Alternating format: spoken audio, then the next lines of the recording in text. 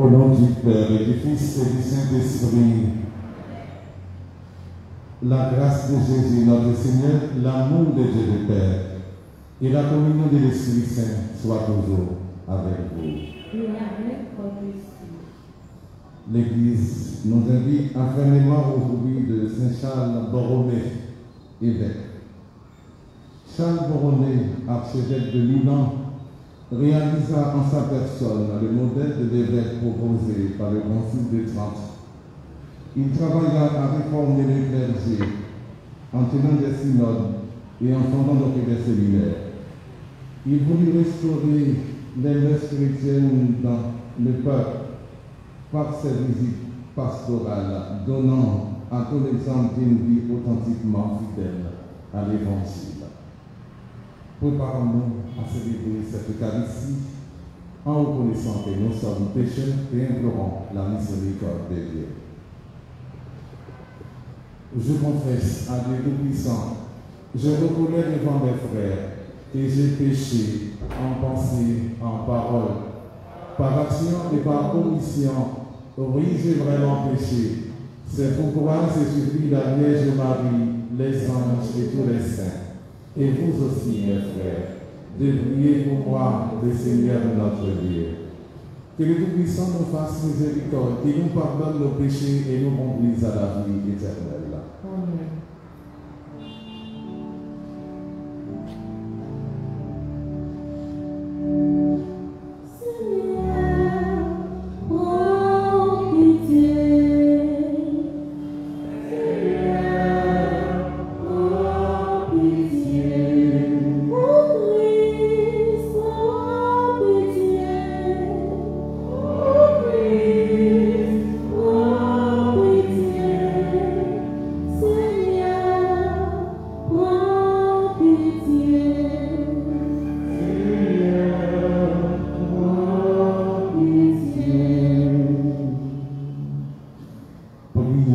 Le Seigneur.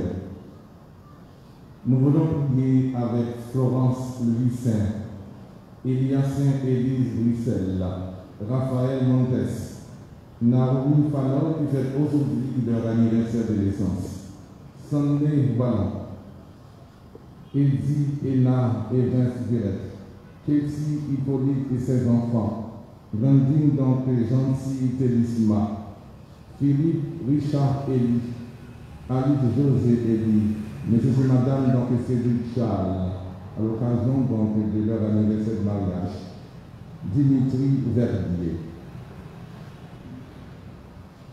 Merci dans ton peuple Seigneur, l'Esprit qui allumait Saint Charles Borromée, ainsi qu'en Église sans cesse renouvelée et toujours plus fidèle à l'Évangile, pourra montrer au monde le vrai visage du Christ.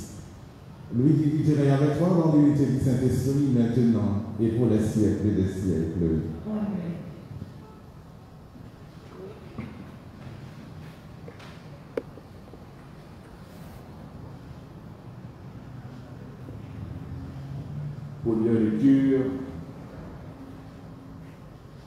travaillez à votre salut, car c'est Dieu qui agit pour produire en vous la volonté et l'action.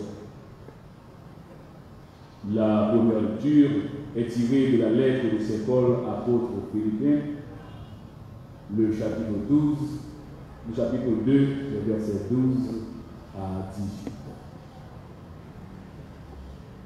Mes bien-aimés, vous qui avez toujours obéi, travaillez à votre salut avec crainte et profond respect.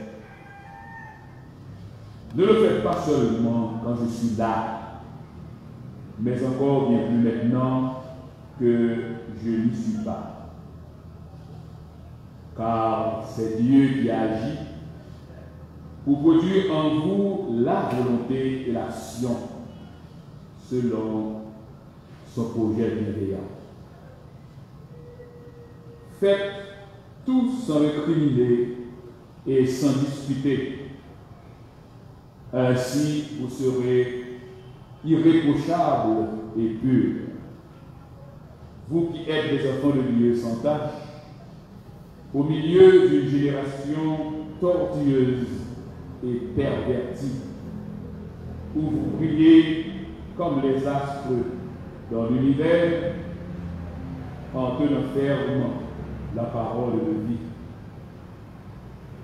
Alors, je serai fier de vous quand viendra le jour du Christ. Je n'aurai pas couru pour rien, ni peiné pour rien.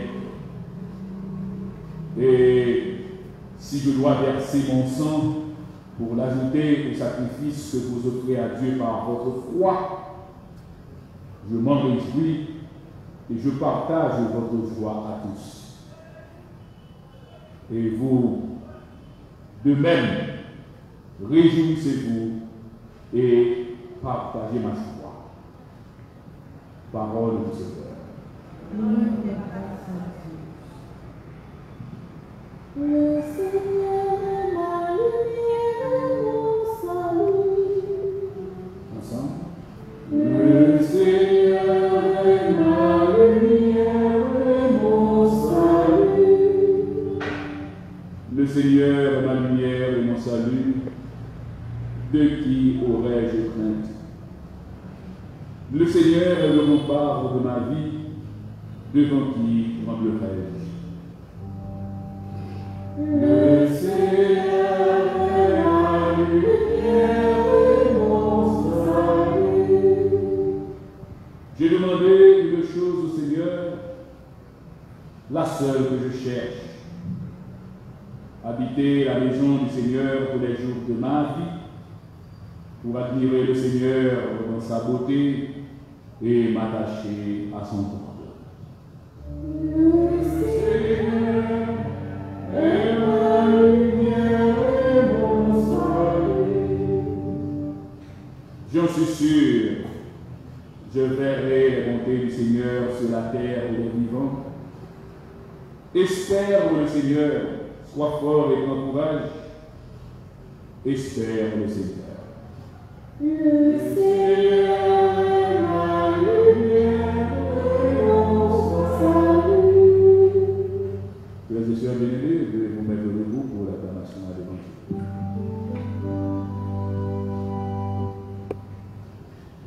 Alléluia, Alléluia, Alléluia.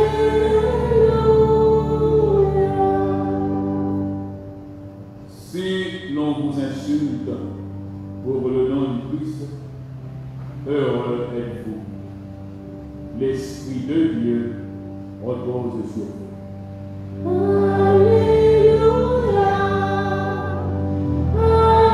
Alléluia, Alléluia.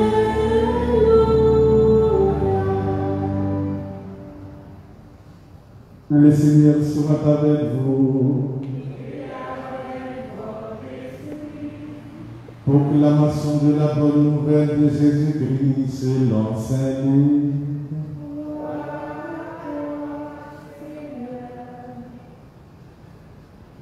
De grandes foules faisaient route avec Jésus.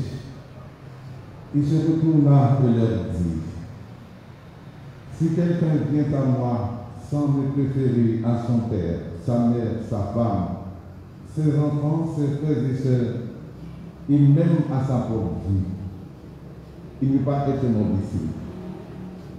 Celui qui ne porte pas sa croix pour marcher derrière moi ne peut pas être mon disciple. Quel est celui d'entre vous qui veut bâtir une tour et qui ne commence pas par s'asseoir pour calculer la dépense et voir s'il a de quoi aller jusqu'au bout? Car s'il pose les fondations et ne peut pas achever, tous ceux qui le verront se moqueront de lui.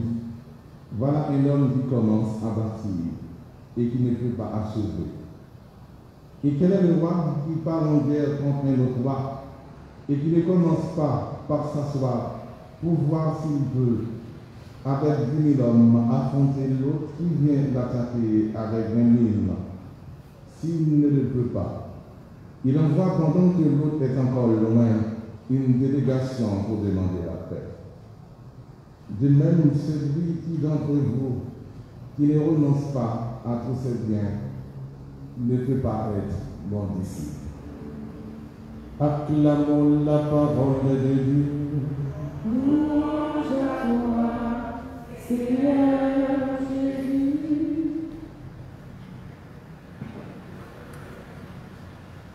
Chers frères, chers amis, l'Évangile vient de nous dire que de grandes foules faisaient route avec Jésus. Cet Évangile nous donne quelques moyens pour être vraiment des disciples de Jésus. Et Jésus nous fait d'abord comprendre qu'être son disciple révèle d'un choix, d'un engagement. On n'est pas chrétien par une sorte de transmission qui se ferait toute seule. C'est vrai qu'il y a eu donc des temps, pas si lointains, où être chrétien, c'était plus ou moins faire comme tout le monde.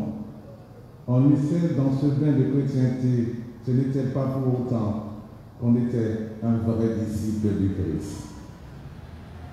Les apôtres ont décidé d'être chrétiens. Et dans la société d'aujourd'hui, on n'est pas chrétien, on le devient, on le décide. Cela nous oblige à appuyer notre foi sur une conviction personnelle, à nous interroger sur nos raisons de croire, à travailler et à nourrir nos motivations. Aussi, Jésus nous parle de cet homme qui veut construire une tour et qui prend le temps de s'asseoir et de réfléchir.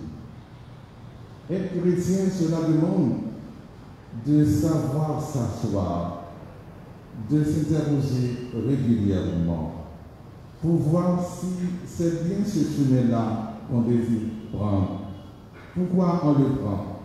Si c'est bien de cette manière-là qu'on veut construire sa vie, et pourquoi? Il en va ainsi de toutes les grandes aventures. Pour réussir sa vie, c'est pareil. Pour construire un amour durable, c'est pareil. Et c'est pareil pour la foi. Pour déployer sa foi, il faut savoir s'arrêter en silence. Prendre le temps de l'intérioriser, de la réfléchir aussi. C'est bien pourquoi donc, les chrétiens sont invités à la messe à venir s'asseoir ensemble pour écouter la parole de Dieu qui permet à notre vie de rester orientée. Alors que, comme disait le livre de la sagesse, nos réflexions sont parfois incertaines et nos pensées instables. À l'Eucharistie, nous venons nous laisser renourrir par le Christ lui-même. Nous faisons le plein de son esprit. Être disciple, nous dit aussi l'Évangile, c'est préférer le Christ. Il y a une chanson de Julien Clerc qui s'appelle « Ma préférence », où il dit de sa bien-aimée, elle est ma préférence à moi.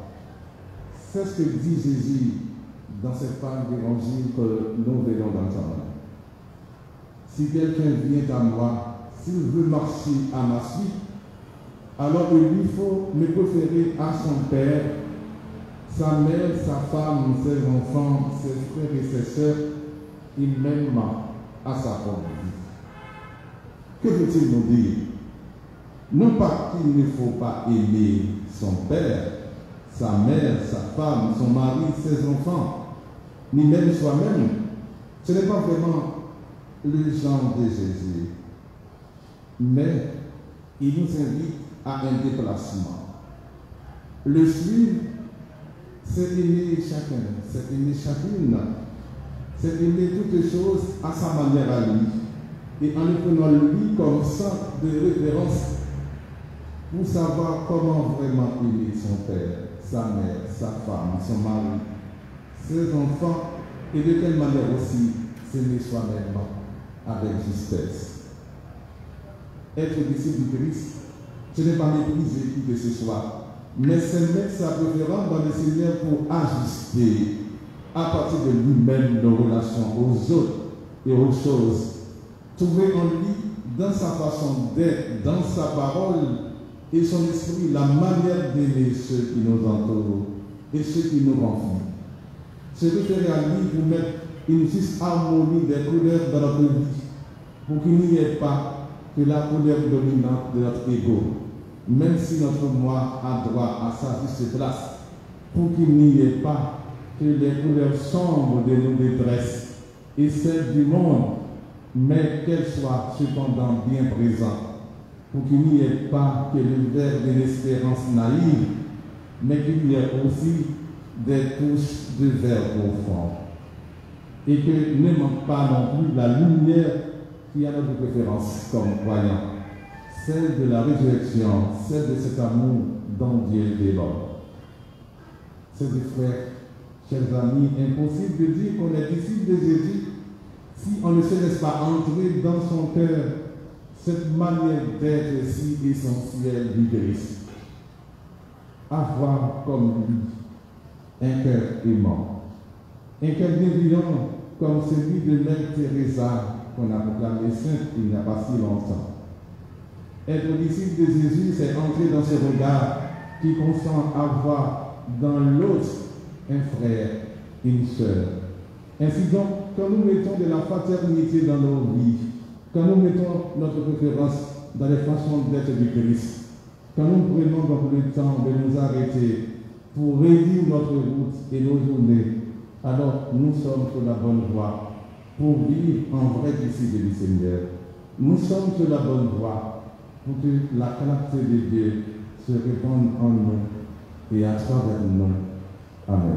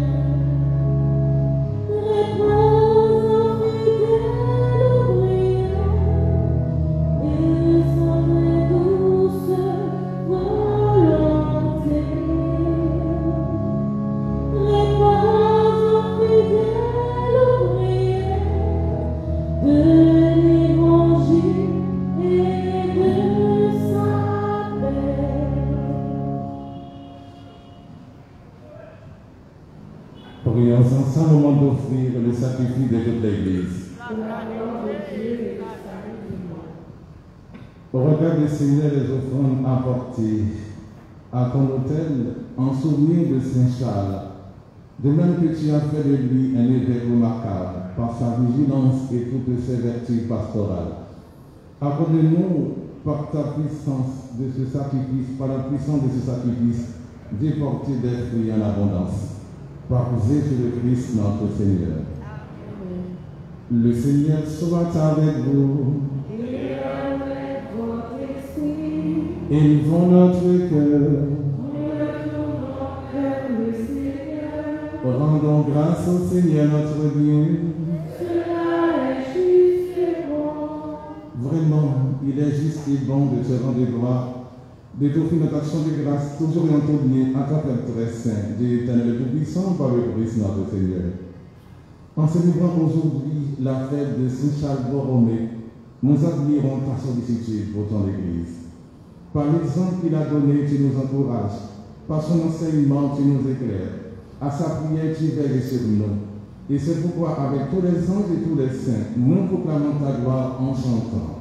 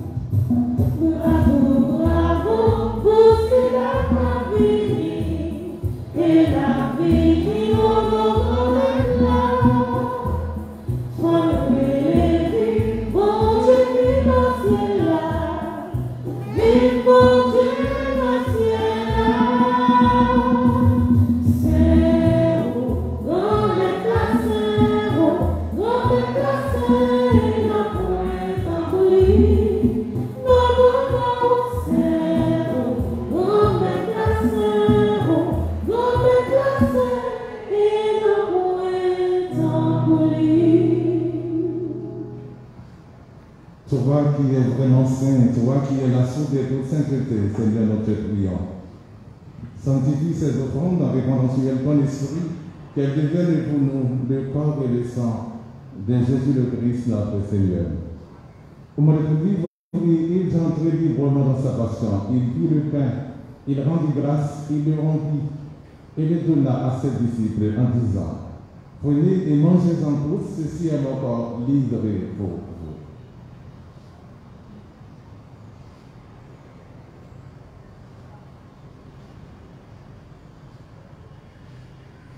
De même, à la fin du repas, il prit la coupe.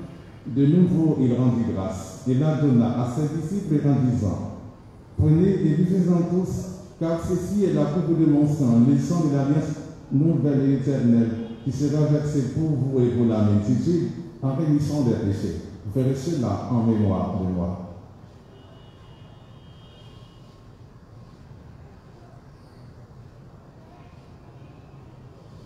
Il est grand le mystère de la foi. Nous proclamons ta mort, Seigneur Jésus, nous célébrons ta résurrection. Nous attendons ta venue dans la gloire. Faisant ici mémoire de la mort et de la résurrection de ton Fils, nous t'offrons, Seigneur, le pain de la vie et la coupe du salut. Et nous te rendons grâce car tu nous as choisis pour servir en ta présence. Humblement, nous te demandons qu'en ayant part au corps et au sang du Christ, nous soyons rassemblés par l'Esprit Saint et un seul corps. Souviens-toi, Seigneur, de ton Église répandue à travers le monde. Fais-la grandir dans ta charité avec le pape François, notre évêque Marcel Leroy et son auxiliaire, mon frère Ducange, l'ensemble des évêques et tous ceux qui ont la charge de ton corps. Souviens-toi aussi de nos frères et sœurs endormis dans l'espérance de la résurrection et de tous les hommes et femmes qui ont quitté cette vie. Reçois-les dans ta lumière auprès de toi. Soumons tous enfin, spécialement chez Marie-Florence Brissin, Elia Saint-Élise Bruxelles, Raphaël Montes, Naomi Fanor qui fête aujourd'hui leur anniversaire de naissance, Sanné Wallon, Eddie, Ena et Vince Villette, Katie Hippolyte et ses enfants, Candine Gentil Télisma,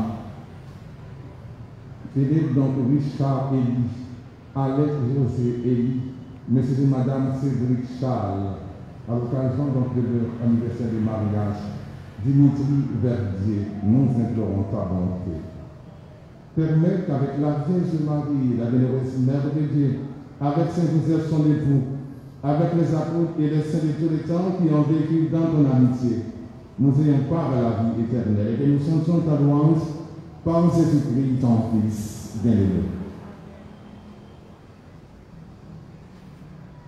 Par lui, avec lui et en lui, à toi Dieu le Père Tout-Puissant, dans l'unité du Saint-Esprit, tout honneur et toute gloire, pour les siècles des siècles. Unis dans le même esprit, nous pouvons chanter ensemble la prière que nous avons reçue du Sauveur. Notre Père, qui es aux cieux, que ton nom soit sanctifié, que ton règne vienne, que ta volonté soit faite sur terre comme au ciel. Donne-nous aujourd'hui notre pain de ce jour. Pardonne-nous nos offenses, comme nous pardonnons aussi à ceux qui nous ont offensés. Et ne nous laisse pas entrer en tentation, mais délivre-nous du mal. Notre Père, qui es aux cieux, que ton nom soit sanctifié, que ton règne vienne, que ta volonté soit faite sur terre comme au ciel. Délivre-nous de tout mal, Seigneur, et donne la paix en tout temps. Par ta miséricorde, libère-nous du péché, rassure-nous devant les épreuves. En cette vie, nous espérons le bonheur que tu promets et l'avènement de Jésus-Christ, notre Sauveur. Grâce à toi appartiennent le règne, la puissance et la gloire, pour les siècles et les siècles. Seigneur Jésus-Christ, tu as dit à tes apôtres, je vous laisse la paix, je vous donne ma paix. Ne regardez pas nos péchés, mais la foi de ton Église, pour que ta volonté s'accomplisse, donne-lui toujours cette paix. Et conduis-la vers l'unité parfaite, toi qui règnes pour les siècles des siècles. Que la paix du Seigneur soit toujours avec vous. Et avec votre esprit, agneau de Dieu, qui enlève le péché du monde, prends pitié de nous. Agneau de Dieu, qui enlève le péché du monde, prends pitié de nous. Agneau de Dieu, qui enlève le péché du monde, donne-nous la paix.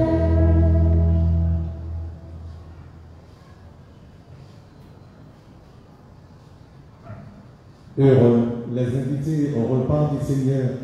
Voici Jésus, l'agneau de Dieu qui enlève le péché du monde.